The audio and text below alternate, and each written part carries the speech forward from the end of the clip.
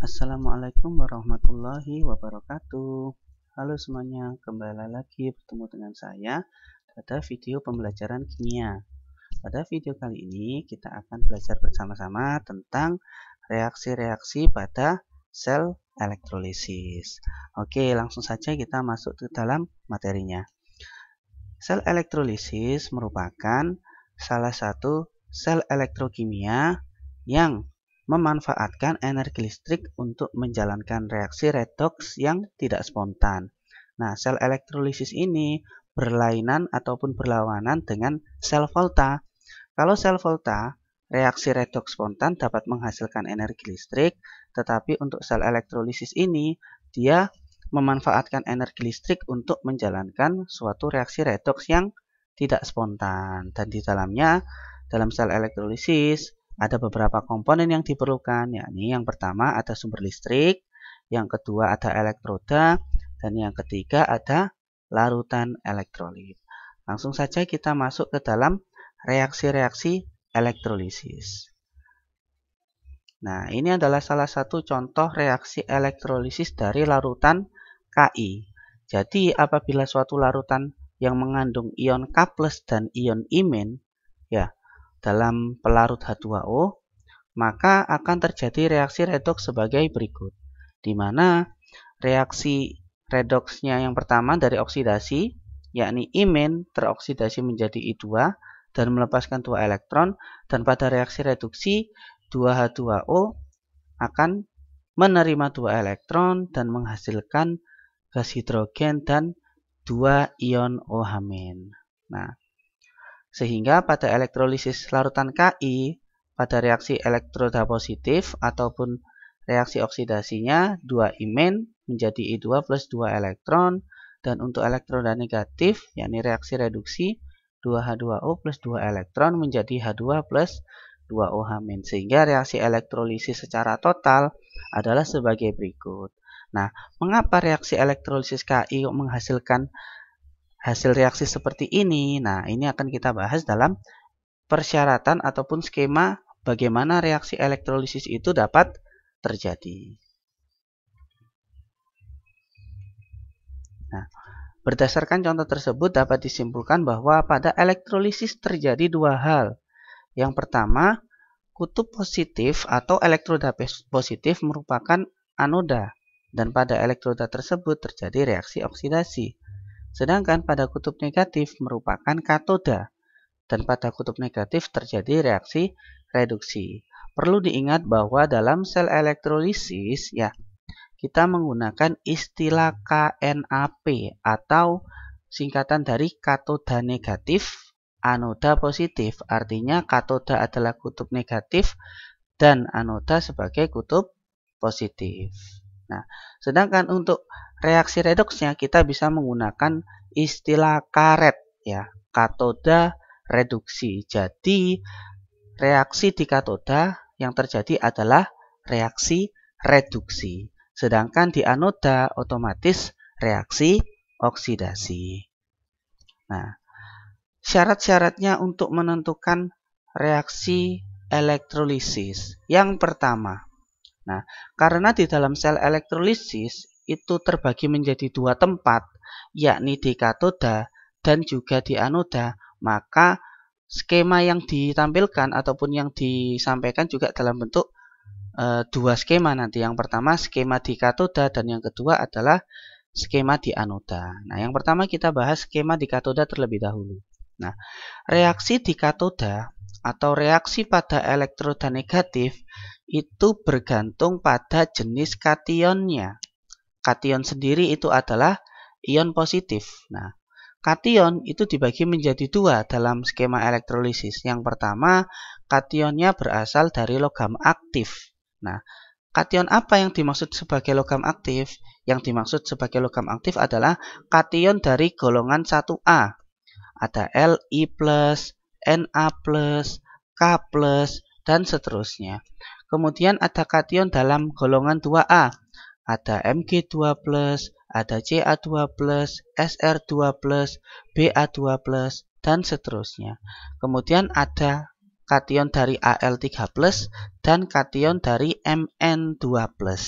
Jika di dalam larutan ternyata mengandung kation dari logam aktif, ya, yang saya sebutkan tadi, maka reaksi yang terreduksi adalah air.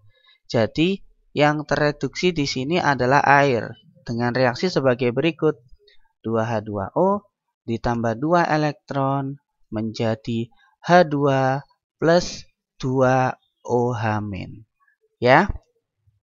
Jadi jika di dalam larutan ternyata mengandung ion logam aktif, maka yang tereduksi adalah air.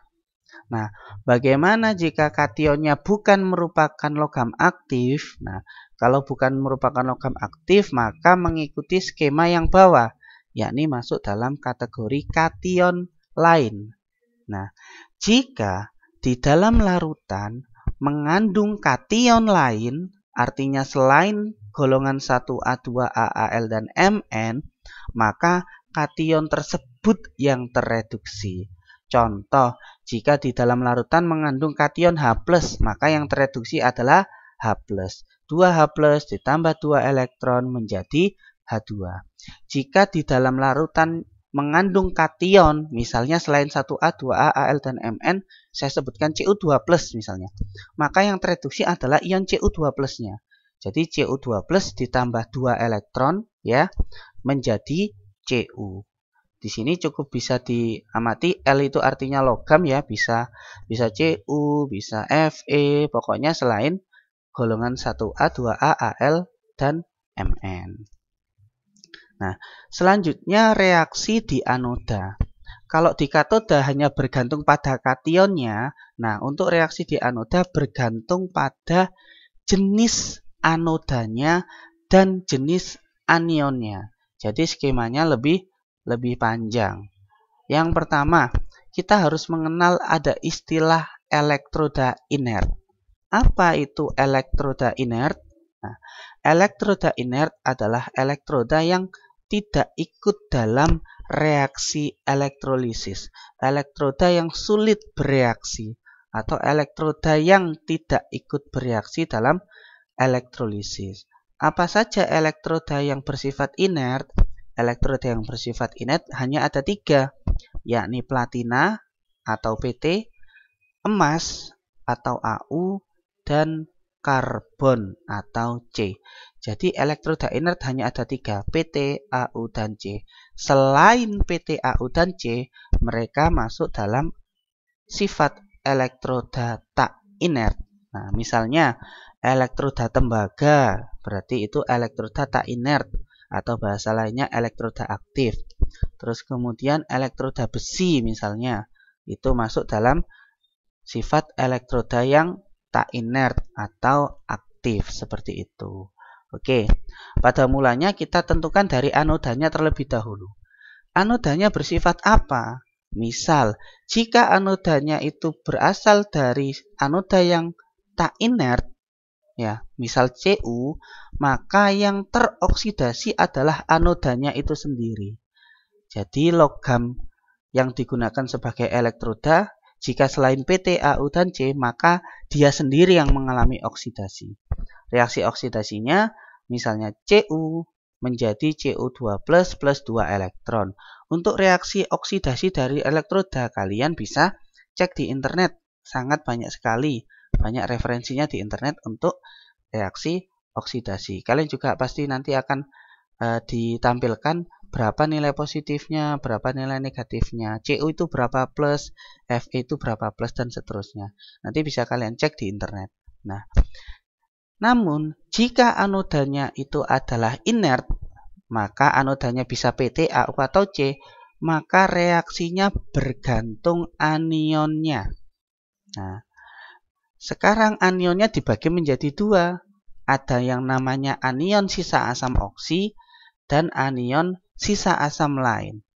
Anion sisa asam lain itu terdiri dari seperti Cl-, Br-, I-, ataupun OH-. Itu adalah contoh dari sisa asam lain. Tapi untuk sisa asam oksi, Contohnya seperti SO42-, NO3-, PO43-, CH3COO-, CO32-, dan seterusnya. Cirinya adalah kalau sisa asam oksi ya, di dalamnya mengandung unsur oksigen. Ya, ini adalah sisa asam oksi. Kecuali OH-. OH- ini bukan sisa asam oksi. Dia adalah ion yang berasal dari larutan basa ataupun pemisahan molekul air. Jadi ini bukanlah sisa asam oksi. Yang dimaksud sisa asam oksi seperti ini: SO42-, NO3-, PO43-, atau ClO-, ClO2-, dan seterusnya. Nah, jika anionnya adalah sisa asam lain, maka yang teroksidasi adalah anionnya itu sendiri. Contoh, kalau anionnya adalah Cl-, maka yang teroksidasi Cl-. Nah, dengan reaksi 2Cl- menjadi Cl2 plus 2 elektron. Kemudian kalau anionnya OH-, maka yang teroksidasi adalah OH-nya. Maka reaksinya sebagai berikut: 4OH- menjadi 2H2O plus O2 plus 4 elektron. Untuk reaksi ini bisa kalian cari di internet ya. Kemudian jika anionnya adalah sisa asam oksi, maka yang teroksidasi bukan anionnya, melainkan yang teroksidasi adalah air. Reaksi oksidasinya 2H2O menjadi 4H plus O2 plus 4 elektron. Oke, tanpa berlama-lama kita coba latihan ya, supaya lebih paham. Nah, di sini sudah saya siapkan. Tentukan reaksi elektrolisis dari larutan dan lelehan berikut. Nah, sekarang saya jelaskan terlebih dahulu apa bedanya larutan dan lelehan. Bedanya larutan dengan lelehan adalah di dalam larutan terdapat zat pelarut, tapi di dalam lelehan tidak ada zat pelarut. Contoh, saya ingin membuat larutan gula, berarti di dalam larutan gula ada gula dan air. Air sebagai pelarut, gula sebagai terlarut. Tetapi kalau lelehan, misalnya saya ingin membuat lelehan gula atau karamel gula, berarti saya hanya butuh gula, kemudian saya panaskan supaya gulanya meleleh seperti itu. Nah, itulah perbedaan antara larutan dengan lelehan. Di dalam larutan ada pelarut, tapi kalau di dalam lelehan tidak ada pelarut. Nah, sekarang kita coba yang soal nomor 1. Tentukan reaksi elektrolisis dari larutan MgCl2 menggunakan elektroda PT. Nah, elektroda PT berdasarkan skemanya masuk dalam sifat elektroda yang inert. Ya. Oke. Nah, bagaimana cara menentukan reaksi elektrolisis? Nah, yang pertama, kita tuliskan reaksi ionisasi dari larutannya terlebih dahulu. Larutan MgCl2. Untuk reaksi ionisasinya, kalian juga bisa ngecek di internet ya. Nah, reaksi ionisasi dari MgCl2 itu sendiri. MgCl2 larutan, jadi ada fasa zatnya Aq, terionisasi menjadi Mg2+ dan 2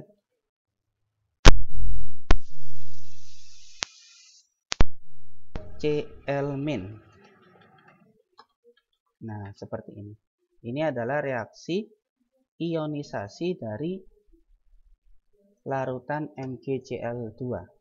Nah, Mg2+ adalah kation, karena kation sendiri itu adalah ion positif. Jadi kita tulis di sini kationnya Mg2+, sedangkan anionnya otomatis Cl-. Nah, baik.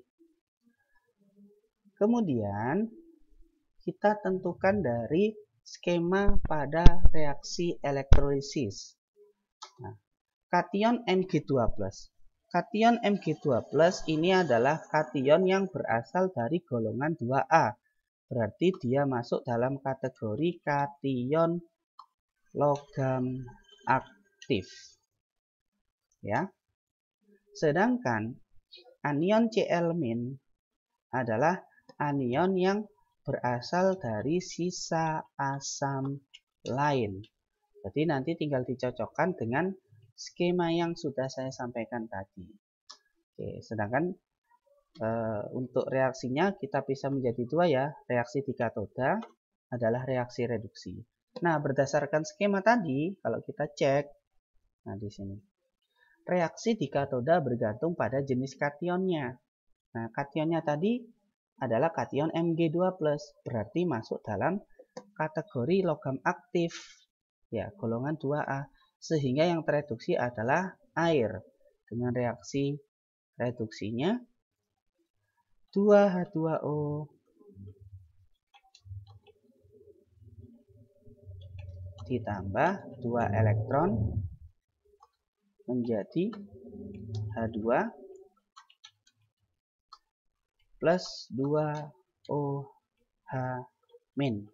Nah, seperti ini. Ini adalah reaksi reduksi di katoda karena kationnya adalah kation logam aktif. Bagaimana reaksi di anoda? Nah, reaksi di anoda kita cek pada skema anoda. Reaksi di anoda bergantung pada jenis anodanya. Anodanya tadi yang kita gunakan adalah PT, yakni masuk dalam sifat inert. Jadi skemanya ke inert. Kemudian kita melihat dari jenis anionnya. Anionnya adalah Cl-, berarti masuk dalam sisa asam lain. Maka yang teroksidasi adalah anionnya alias Cl-nya itu sendiri. Bagaimana reaksinya? Reaksinya sebagai berikut. 2 Cl- menjadi Cl2 plus 2 elektron. Jadi reaksinya untuk di anoda adalah 2 Cl- menjadi Cl2 plus 2 elektron. Nah, kemudian reaksi totalnya, untuk menuliskan reaksi total, maka kita harus menyamakan jumlah elektronnya terlebih dahulu.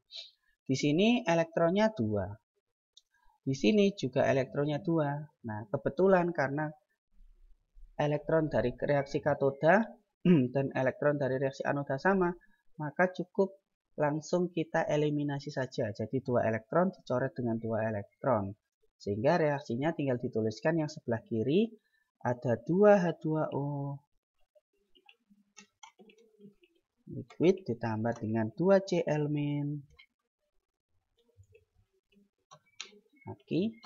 menjadi H2 Cl2 dan 2OH- seperti ini. Nah, ini adalah reaksi elektrolisis untuk larutan MgCl2 dan ini adalah hasilnya. Ya. Jadi ini adalah reaksi total untuk elektrolisis larutan MgCl2 di mana menghasilkan gas hidrogen, menghasilkan gas Cl2 dan menghasilkan 2 ion OH-. Oke. Selanjutnya larutan FeSO4. Yang kedua kita latihan pada larutan FeSO4. Larutan FeSO4 dengan elektroda Cu. Elektroda Cu berarti masuk dalam sifat tak inert atau elektroda aktif. Nah, seperti ini. Kita tuliskan reaksi ionisasinya terlebih dahulu untuk FeSO4. Ya. Nah, ini juga bisa kalian cari di internet ya. FeSO4 itu terionisasi menjadi ion Fe2+ dan ion SO4 2-. Nah, seperti ini. Sehingga dapat diketahui kationnya adalah Fe2+. Dia masuk dalam kategori kation lain karena Fe2+ tidak masuk dalam golongan 1A ataupun 2A. Sedangkan anionnya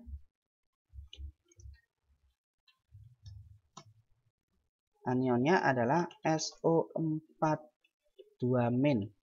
Berarti dia masuk dalam anion sisa asam oksi. Ya. Oke, kemudian kita tuliskan reaksi di katoda sama seperti tadi. Reaksi di katoda bergantung kationnya. Kationnya Fe2+ masuk dalam kategori kation lain, sehingga yang tereduksi adalah Fe2+ itu sendiri. Fe2+ Aki ditambah 2 elektron ya, menjadi Fe, logam Fe. Nah, kenapa harus 2 elektron? Karena bergantung terhadap muatannya. Fe-nya bermuatan positif 2, berarti elektron yang menetralkan harus ada 2 elektron. Kalau misalnya Fe-nya 3+, maka di sini harus ada 3 elektron, seperti itu. Atau bisa cek di internet juga boleh. Selanjutnya untuk reaksi di anoda bergantung pada elektrodanya. Nah, elektrodanya adalah Cu. Cu masuk dalam kategori elektroda aktif, sehingga yang teroksidasi adalah elektroda itu sendiri. Jadi reaksinya Cu menjadi Cu2+ plus 2 elektron. Di sini karena muatannya Cu2+, maka elektronnya juga ada 2. Terakhir kita tuliskan reaksi totalnya. Reaksi total. Nah, karena elektronnya sama, di sini 2 elektron, di sini 2 elektron juga, maka tidak ada faktor pengkali ya di sini. Yang atas tetap dikali 1, yang bawah dikali 1. Ingat, elektronnya harus disamakan ya. Cara menyamakannya harus dikalikan dengan faktor N. Maksudnya, misal ini misal ya. Jika Fe-nya 3+, ini misal. Ya, maka elektronnya jadi 3. Maka reaksi di katoda harus dikali 2 supaya elektronnya jadi 6. Yang di bawah harus dikali 3 supaya elektronnya jadi 6. Jadi nanti hasilnya adalah ya 2Fe karena dikali 2, kemudian ini jadi 6, ini jadi 2 karena dikali, kemudian ini jadi 3, yang ini juga jadi 3, yang ini jadi 6. Nah, seperti itu. Jadi, apabila jumlah elektronnya berbeda, maka harus dikalikan dengan faktor N, supaya nilainya menjadi sama, seperti itu. Itu hanya pemisalan saja ya. Nanti kalau menjumpai soal seperti itu. Nah, jadi karena di sini sudah sama, maka reaksi totalnya cukup mudah di sini. Tinggal dituliskan saja yang kiri dengan kiri, yang kanan dengan kanan. Fe2+ ditambah Cu menjadi Fe plus Cu2+, seperti ini. Oke. Oke, ini adalah reaksi total untuk elektrolisis larutan FeSO4 menggunakan elektroda Cu. Dan yang terakhir, yang ketiga adalah elektrolisis lelehan NaCl. Nah, ini sedikit berbeda. Kenapa? Karena lelehan artinya di dalamnya tidak mengandung pelarut, tidak ada air di dalamnya. Sehingga di dalamnya hanya mengandung Na dan Cl. Kita tulis reaksi ionnya lagi untuk NaCl. NaCl karena di sini wujudnya lelehan atau liquid, maka fasa zatnya kita tulis L seperti ini. Terionisasi menjadi ion Na+, liquid, plus ion Cl- liquid juga. Nah, seperti ini. Kemudian karena di sini tidak ada air atau tidak ada pelarut, maka reaksi di katodanya yang tereduksi pasti kationnya, dan yang untuk anodanya yang teroksidasi adalah bergantung elektrodanya terlebih dahulu, kemudian bergantung anionnya. Nah, kationnya sendiri adalah Na+, maka yang tereduksi adalah Na+. Tidak perlu melihat skema. Jadi Na+, maaf di sini kurang elektron, plus 1 elektron menjadi Na. Nah, seperti ini. Kemudian reaksi di anodanya. Reaksi di anoda tetap bergantung elektrodanya dulu. Elektrodanya adalah karbon. Dia masuk dalam kategori elektroda inert. Berarti yang teroksidasi adalah anionnya, yakni Cl-. Dengan reaksi 2Cl- liquid menjadi Cl2 gas plus 2 elektron. Nah, seperti ini. Untuk reaksi di katoda elektronnya hanya 1, di anoda 2 elektron. Nah, ini harus disetarakan. Caranya adalah yang atas atau yang katoda kita kalikan dengan faktor N yakni 2, yang bawah kita kalikan dengan faktor N yakni 1. Sehingga reaksi keseluruhannya nanti akan menjadi seperti ini. Yang ini jadi 2Na+, 2 elektron plus 2Na. Sedangkan yang bawah tetap karena tetap dikali 1 kan ya. Sehingga reaksi totalnya menjadi 2Na plus liquid ditambah dengan 2Cl min liquid menjadi 2Na liquid plus Cl2 gas.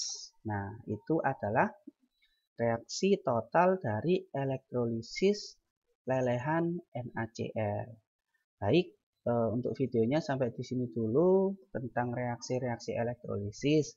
Silahkan ada tugas di classroom, coba dikerjakan ya untuk mengasah kemampuan kalian dalam memahami konsep reaksi elektrolisis. Sampai di sini dulu, sampai jumpa pada pertemuan selanjutnya. Saya akhiri. Wassalamualaikum warahmatullahi wabarakatuh.